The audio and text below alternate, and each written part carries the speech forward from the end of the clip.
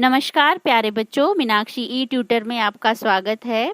प्यारे बच्चों, आज हम इतिहास की रोमांचकारी यात्रा में चलते हैं राजस्थान की ओर। कहानी की शुरुआत करते हैं उस दौर से जब मुगल वंश की साम्राज्यवादी विस्तार की नीति ने राजस्थान के दरवाजे पर दस्तक दी।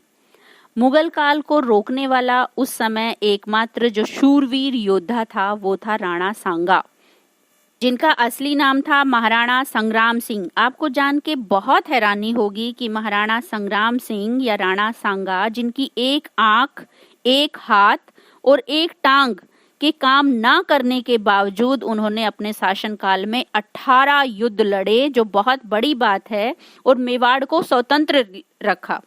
बाबर, जो मुगल संस्थापक था, उन्होंने खुद अपनी किताब में ये लिखा है कि अगर महाराणा सांगा के उत्तराधिकारी भी उन जितने सक्षम होते तो भारत में मुगल कभी भी टिक नहीं पाते।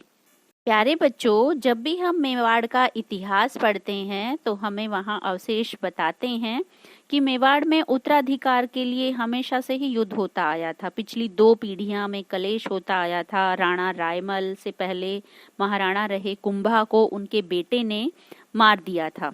इसी उत्तराधिकार के युद्ध में राणा सांगा ने अपनी आंख खोई, और जब खतौली का युद्ध हुआ तो उनका एक हाथ कट गया लड़ाई में, और उसी लड़ाई में एक तीर से उनकी टांग खराब हो गई। बाद में उसने काम करना बंद कर दिया, यानी कि उनकी एक टांग, एक हाथ और एक आंख नहीं थी। इसके बावजूद उन्होंने 18 युद्ध लड़े। प्यारे बच्चों, कहते हैं कोई योद्धा, कोई दुश्मन जब इन्हें नहीं मार सका तब अपने ही कुछ विश्वासघातियों ने क्या किया, जिसकी वजह से ये योद्धा खानवा के युद्ध में हार गया। 15 मार्च 1527 को जब खानवा का युद्ध प्रारंभ हुआ, तब एक ऐसा समय था जब राजपूत राजाओं ने सभी ने एकत्रित होकर बाबर के खिलाफ आवाज उठाई थी।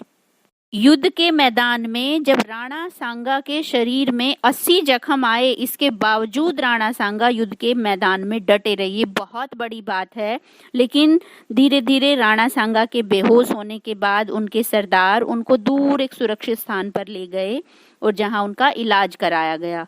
थोड़े समय के बाद जब राणा सांगा ठीक हुए तो फिर से उन्होंने बाबर के साथ युद्ध की इच्छा जताई, लेकिन उनकी इस इच्छा से उनके खुद के सरदार डर गए थे और इसी वजह से उनके ही किसी सरदार ने उनकी विष देकर हत्या कर दी। इस तरीके से अंत हुआ एक महान योद्धा का। अगर आज आप आगरा की सैर करने के लिए जाएं तो वहां फतेहपुर सीकरी के पास खानवा गांव है। इसकी चट्टानों पर आज भी गोलियों के निशान देखे जा सकते हैं, और जो याद दिलाते हैं महाराणा सांगा की और उस महावीर योद्धा की।